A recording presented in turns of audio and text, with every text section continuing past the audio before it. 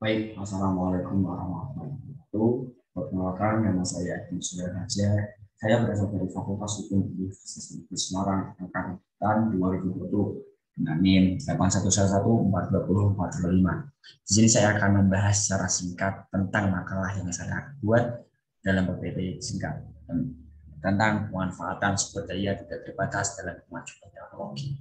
Lanjut saja langsung ke latar belakang. Penggunaan sumber daya alam harus selaras, serasi, dan seimbang dengan fungsi lingkungan hidup. Sebagai konsekuensinya, kebijakan, rencana, dan atau program pembangunan harus dijiwai oleh kewajiban melakukan pelestarian lingkungan hidup dan mewujudkan tujuan pembangunan berkelanjutan. Perlindungan dan pengelolaan lingkungan hidup menurut dikembangkannya suatu sistem yang terpadu berupa suatu kebijakan nasional perlindungan dan pengelolaan lingkungan hidup yang harus dilaksanakan secara taat asas dan konsekuensi dari pusat sampai ke daerah. Dengan meningkatnya penggunaan sumber daya alam akan diikuti pula dengan meningkatnya kerusakan lingkungan. Hal ini disebabkan karena kurangnya perhatian untuk menjaga keseimbangan antara tingkat pembangunan dan kelestarian sumber daya alam. Berbagai dampak negatif bagi lingkungan yang ditimbulkan akibat pengelolaan dalam penggunaan sumber daya alam yang tidak benar, maka akan mengorbankan lingkungan sumber-sumber daya alam lainnya, bahkan bukan mensejahterakan masyarakat, malah akan merugikan masyarakat sekitarnya. Seperti jika kita terus menebang pohon, kita mengerus atau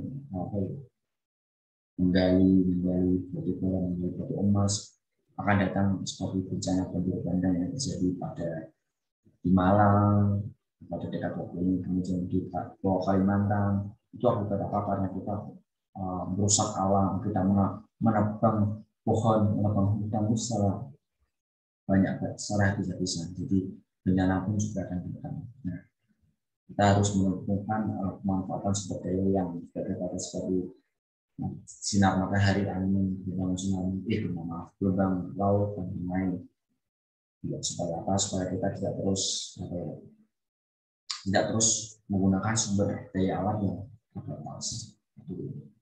Langsung ke rujukan pasar. Nah, yang pertama, bagaimana hubungan manusia dan alam dalam memanfaatkan sumber daya alam. Yang kedua, bagaimana memanfaatkan sumber daya tidak terbatas pada kemajuan teknologi.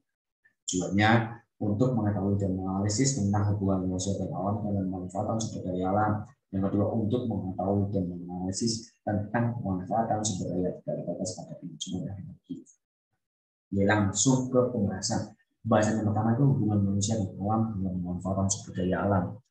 Semakin hilangnya sekat-sekat informasi suatu negara karena derasnya arus informasi baik di suatu wilayah maupun antar wilayah menyebabkan tingkat kesadaran akan global menjadi kuat. Kesadaran tersebut berikut. Yang pertama, kesadaran akan kualitas hidup yang semakin tinggi. Yang kedua, kesadaran untuk menjaga kerusakan alam semakin tinggi. Yang paling disampaikan dapat dilakukan bahwa pembangunan ekonomi dan yang dalam hal ini sumber daya alam merupakan suatu hal yang paling penting karena itu penggunaan sumber daya alam dalam pula dengan sebaik-baiknya dan juga meningkatkan kesadaran kita terhadap kualitas lingkungan di bangsa sendiri dan juga kesadaran kita harus menjaga alam supaya tidak terjadi kerusakan alam dan bencana alam yang tidak diharapkan. Kemudian pembahasan yang kedua adalah pemanfaatan sumber daya tidak terbatas pada kemajuan teknologi. Konsumen sebagai fungsi dari rumah tangga juga pada dasarnya memberikan residu kepada alam sebagai hasil dari aktivitas konsumsi barang-barang hasil produksi perusahaan. Bahwa sumber daya alam dan lingkungan memberikan teman dan ekonomi. Kebutuhan baik itu rumah tangga maupun perusahaan semua yang dipastikan diperoleh dari alam, di mana perusahaan akan meningkatkan nilai ekonomi atau value dari sumber daya alam dan lingkungan yang dieksploitasi dengan cara memproduksi. Pengolahan sumber daya alam atau SDA merupakan suatu hal yang sangat penting dibicarakan dan dikaji dalam rangka pelaksanaan pembangunan nasional kita. Dengan potensi sumber daya alam yang berlimpah sehingga kita dapat melaksanakan proses pembangunan bangsa ini secara berkelanjutan harus diiringi rasa cemas dan takut akan kekurangan modal dari pelaksanaan pembangunan. Manfaatnya secara optimal kekayaan sumber daya alam ini akan mampu membawa kesejahteraan dan kemajuan bagi seluruh bangsa Indonesia. Jadi jika kita memanfaatkan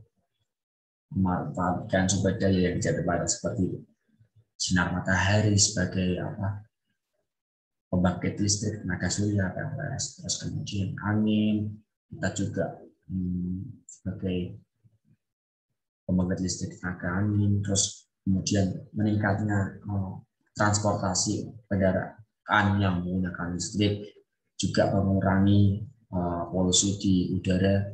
Terus ya masih banyak lagi yang bisa kita lakukan demi kebaikan tempat tinggal kita sendiri, yaitu kita.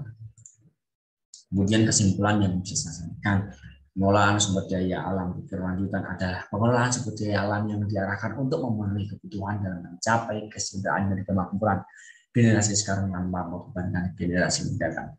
Sumber daya alam yang renewable atau terbarukan dikelola seoptimal mungkin secara terencana dengan baik, sehingga dari waktu ke waktu semakin meningkat kualitas maupun kuantitasnya. Sedangkan SDA yang non renewable atau yang tidak terbarukan tidak dieksploitasi habis-habisan hanya demi kepentingan bisnis atau kepentingan pribadi semata. Kalau kemudian saran bisa saya sampaikan, melalui prinsip pengelolaan sumber daya alam berkelanjutan ini diharapkan dari masa ke masa seluruh generasi anak bangsanya mendapat menikmati kekayaan potensi sumber daya alam dan teknologi bangsanya. Melalui prinsip tersebut, generasi mendatang lalu juga akan dapat belajar bagaimana mengelola sumber daya alam yang baik untuk diwariskan kepada generasi. Nah, mungkin itu saja yang bisa saya sampaikan terkait pemanfaatan sumber daya tidak terbatas pada kemajuan teknologi. Mungkin itu jika ada salah kata atau salah dalam penjelasan, mohon dimaafkan. Assalamualaikum warahmatullahi wabarakatuh. Terima kasih.